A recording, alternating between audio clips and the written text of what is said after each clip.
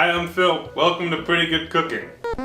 Pretty good. Tonight, we're introducing or continuing a segment that I haven't come up with a name for. So I'm gonna need your help to come up with it. Currently, I'm thinking of it as Phil's Fancy Feasts, but that's cat food, so.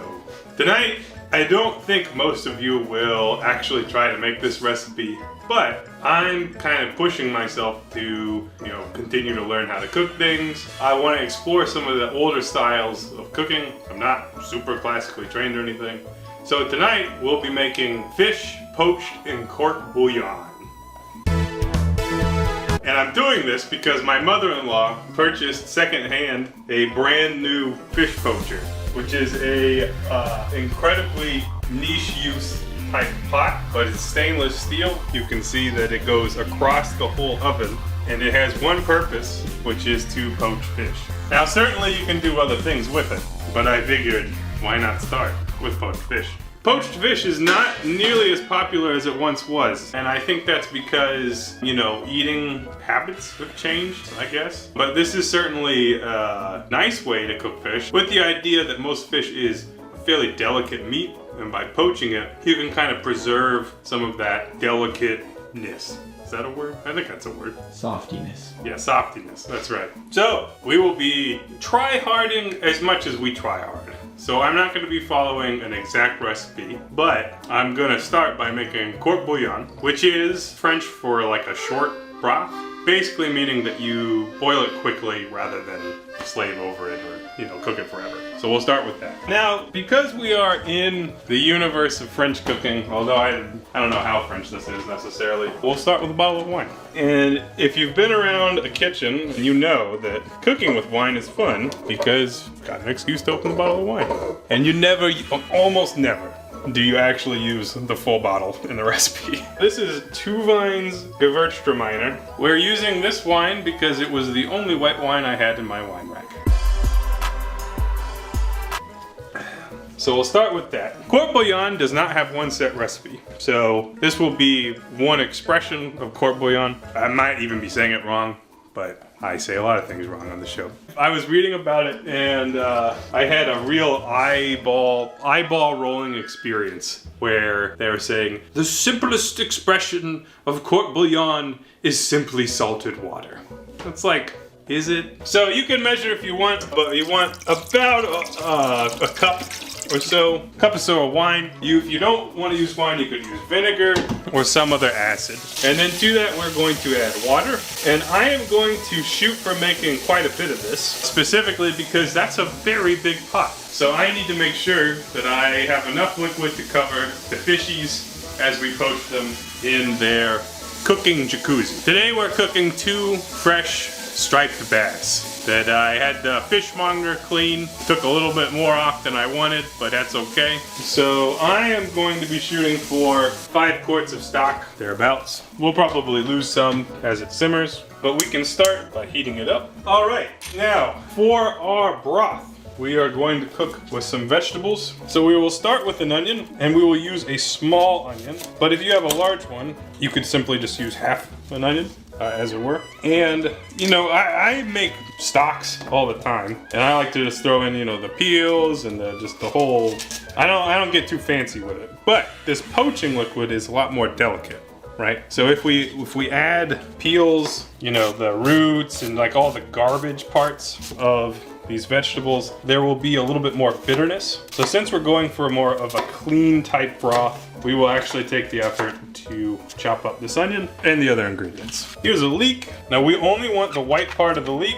You can save the other part for something else. What, I do not know. But you chop the leek in half and then you thinly slice it. Next up will be some celery. I kind of harvested the inside of a pretty shitty celery, but that's okay for broth. And we'll chop those. You can see we've got a very monochromatic vegetable color scheme right now. In this bowl, I have got a teaspoon of black peppercorns and 2 teaspoons of salt, just to have that handy. Got 2 bay leaves, and I've got a lemon, which I will be squeezing into the stock. But let's go ahead and get our vegetables in. And go ahead and add the lemon. Now same deal here. I'm not just throwing in the lemon, even though there's nice, you know, there's oils on the skin and they taste nice. If you threw in the whole thing, again, it will impart some bitterness. So you could, but I wanted to try it basically according to the recipe first. Next up, our salt and pepper. And finally, we will add some parsley. Any parsley will do. Just grab a few sprigs. But you could add thyme and rosemary and all that. But this will be a very simple stock. I mean broth. I mean bouillon. I don't know what the f. So we will give that a mix. And we will let that come up to a simmer. Now I'm gonna clean up a little bit and then we'll move on to our sides because timing of this is gonna be a little complicated. I've not cooked fish this way before. Fish cooks pretty quickly, but technically you're supposed to make the bouillon, cool it all the way down, and then you bring it back up to a specific temperature range in the poacher. And I'm gonna skip some steps probably, but that's fine. So we'll be right back. That's what I'm trying to say. Our sides tonight are going to be green beans and potatoes. And typically, when you serve something cooked in one way, oftentimes the sides will be cooked similarly. So, for example, if you were to poach fish, you probably would serve it with boiled potatoes because it gives it some kind of like cohesiveness, or like, I don't know, maybe you're using the same pot, something like that. I'm gonna roast potatoes because I like them that way. So that's what we're doing. But I think boiled would probably be more traditional. Here I am rinsing them in a bag, doing a great job. These are red potatoes and they're also called creamers because I believe they are often used for like mashed potatoes. But I like this kind of potato. We'll just do wedges. So I will be cutting these into wedges. Probably should have dried them off. It probably would have been good. I'm just gonna do this bag's worth. All right, there they are. So even though they're wet, whatever, we'll just do it just very simply. We'll toss some olive oil on them, some salt. I'm gonna add some thyme. And again, we're eating fairly simple food today, so I'm not gonna go any further than that. But you can season your potatoes how you please. And then we'll give them the mix around in the bowl to distribute all our flavors. Place them out onto a pan, give them a shake for distribution. And it's at this point that they better cook or have preheated the oven. So let's go and do that. We'll do 400 today. Now conveniently, our stock here is at a simmer. And you can see that it looks nice. Actually, according to what I read, instead of like hard simmering this, you actually just turn it off the heat, you put a lid on it, and you just leave it alone for like 30 minutes. By doing so, you're making vegetable tea. That's what broth is. All right. Now, in the meantime, I can start working on my green beans. But really, all I'm going to do for these is I'm going to trim them up, going to boil them, and I'm going to toss them in some butter, maybe season them a little bit. So very, very simple green beans. Probably don't need to watch me do this. Here I go putting the potatoes in. Success. That's it. All right, viewers. We had some downtime. What did I do in that downtime? Pet my dog. Look at this beautiful boy. What a happy boy. Oh, Vinny, you're the best. You're the best. All right, bye-bye. Okay, let's look at our bouillon. Ouch! That lid is hot. It wasn't that hot, but it was hot. You can see all of the vegetables sank to the bottom. There they are. Everything looks cooked. And we are gonna, for the first time on this show, we are gonna use the bouillon strainer to strain this bouillon. You'll notice that it looks pretty clear. That should be no surprise to anybody because it's a quick broth, right? But you can see, got that pale yellow-green color. It looks nice. All right, let's temp check this broth. So we are at 175, which is the temperature that's in the range that you actually want to poach fish. So with that, we will let that cool. And if you wanted, you could throw it in the fridge if you got the room for it. But I'm gonna get the beans boiling. And the reason you want to cool this down is you don't want to immediately start cooking the fish for some reason. I guess that's how poaching works. You gently bring it up. So just letting that go for even just a few minutes should be sufficient. And we will, of course, be hitting the kind of the limits of my stove here. I think I'm just gonna let that cool for a couple minutes, and we can get the fish ready over here, and that should be fine. Take a peek at our potatoes. They're coming along. The outside looks good. You know, sometimes life throws a little bit of an audible at you, and you just gotta deal with it. Anyways, just keep cooking your potatoes. You could probably skip that whole episode of what we just did there. All right. Now, I'm sure by this point you've been dying to see the fish, which is the piece de resistance. That's my hand gesture for that. But you'll have to wait one more second because I ain't got no drinks. Okie dokie. Now, over here, well, watch this bold maneuver. That's not even the right lid. Over here on our large cutting board is where we will hang out with the fish. And today we will be enjoying fresh sea bass. I don't actually know if it's sea bass. It's that striped bass. Look how pretty those are. So the fishmonger chopped off all the fins, which is fine. But typically you would leave those on for presentation. But he gutted it and he scaled it. You can see did a pretty nice job. And we will rinse the fish with water, cold water, because you know it's been probably a couple hours since I went to the store, and that'll just remove any kind of remaining nonsense that's there. Okay, and over here I've got the insert for this fine poaching device. So come to think of it, maybe one fish would have been sufficient, but that's not how we roll. So I'm gonna have one fish here and the other fish over here. And I think that will be, that is legitimately perfect. Now you don't need to really do anything to the fish. You don't need to season it because we're cooking it, we're poaching it in a liquid. The liquid has salt, so it should imbue salt to the fish. We'll probably salt it at the end as well. But this is gonna be great. And basically we're just gonna take these fish like this and lower them into the poaching liquid. Now, one of the signs for fresher fish is just smell. This fish has virtually no smell. And when you have a fish that has no smell, that means it's very fresh, which is awesome. Also, you can take a look at the eye. There's no cloudiness in the eye. That's gonna be fresher. This has gained a little bit of cloudiness just from being in my fridge. But when I bought these initially, no cloudiness whatsoever. So really, really nice fish. Super excited to eat these. And also those fishmongers are badass. I mean, they have a ton of live fish there too. And I watched them mallet fish after fish from other people's orders. And I was like, damn, this is intense. Shout out to Saraga. It's a Central Ohio establishment. It's a destination. It's like the best international store. Love that place. I can't believe how fucking fresh this fish is. This is so good. Okay, we've only dropped 20 degrees, but I kind of don't care. So we're gonna go ahead and get this going. So we will take our bouillon. Do you remember I was saying, like, you really are gonna need a lot of fish, or a lot of stock? I think we need that whole gallon, okay? Now let's fire her up. One slight worry I have is that these back heaters might not be strong enough. We'll see. Okay, so I'm gonna, man, how good do those fish look? I'm so excited. I'm just gonna put the lid on it real quick. So go ahead and put your lid on, and that'll help you get up to temperature. You want the temperature 160 to 180. That's the poaching temperature. So at first I'm gonna have it on a higher heat in an effort to try to elevate the temperature that I just let it cool at, which is fine. And then I'm gonna have to like fiddle with the knobs to try to get it to hold that temperature. So we'll show you that when we return from this message from the sponsors we don't have. All right, so I just checked the temperature of our poacher. It's at about 170. So I cut the heat on the burners down a little bit more. I'm gonna go ahead, carefully lower in our fishes.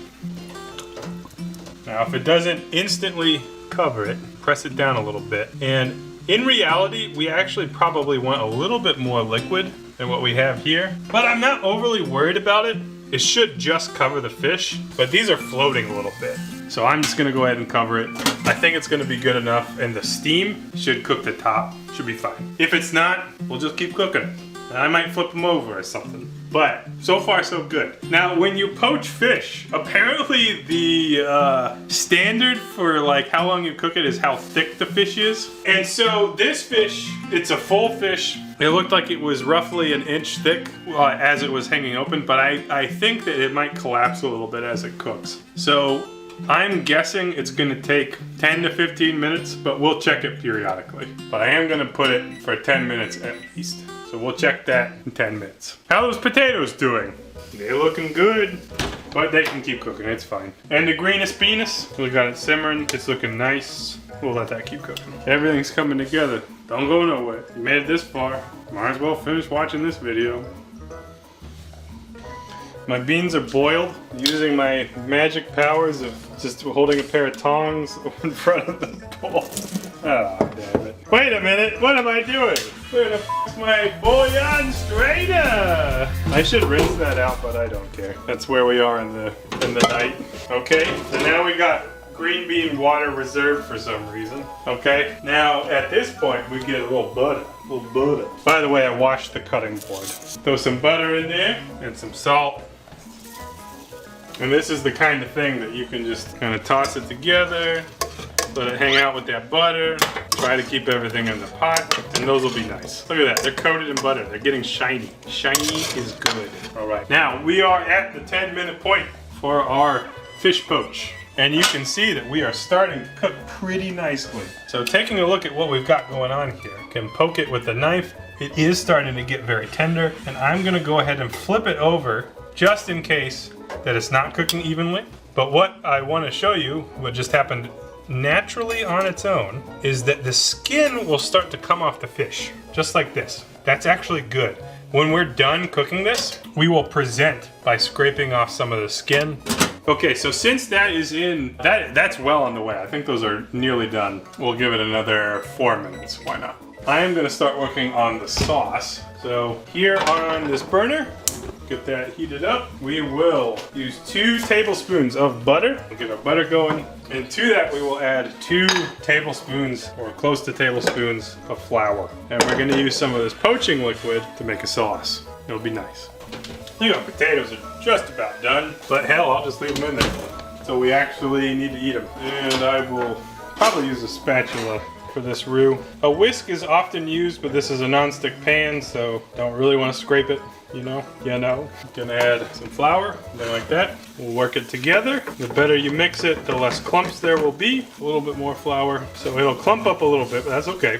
We don't want to like super cook this roux, which is fine. Got about a minute left on the fish. I'm just gonna go ahead and turn that timer off because I believe that these are done poaching. And using a ladle, I'm going to use some of this liquid.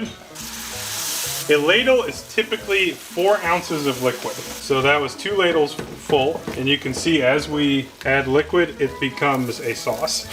That's how sauces work. Looks like we got a little bit of fish skin in there, but I'm not too terribly worried about that. And you can see it's still very thick. So I'm just gonna keep adding more stock. That's our 4th ladle. I want it to be thick, but not too thick. So where that is right now, it's very thin, but as I cook it down a little bit, it should thicken up and it'll be a nice addition. And to that we will add a little bit of cream. Now whole cream would be ideal. I don't have it on hand today.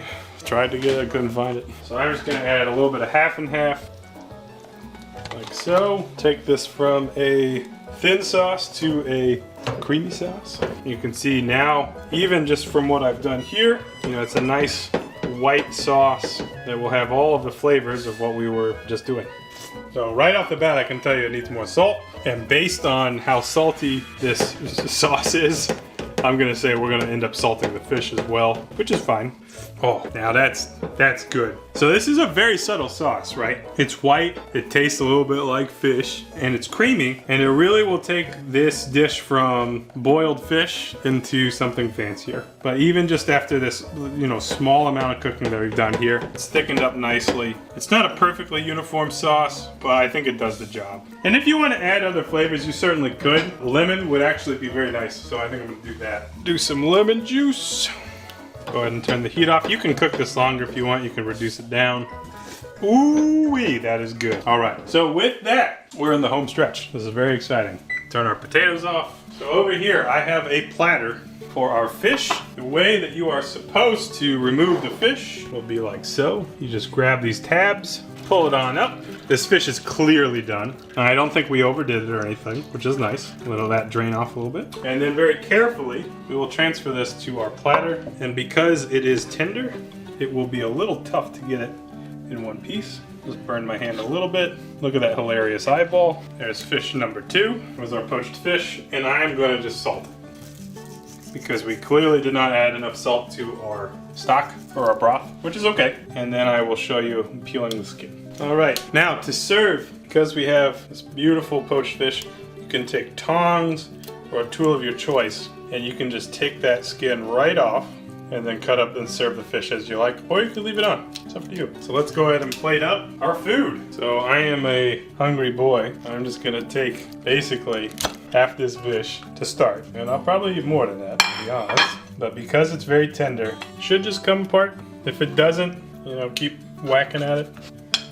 And to that, we will have the greenest beanus in butter. Some potatoes. Look how nicely, those are well done potatoes, but they're gonna taste great. And then we'll add some sauce to the fish. You don't need a ton, but it will be nice to have just a little bit of sauce like that. And if you want to make it look fancy, like put a little pepper on that fish. The moment you've all been waiting for. Does it taste any good? Now, this is a full fish, so there are bones. Bones are pretty small, you know, a mild inconvenience. But look at how this fish just falls apart. You can't even get it on the fork.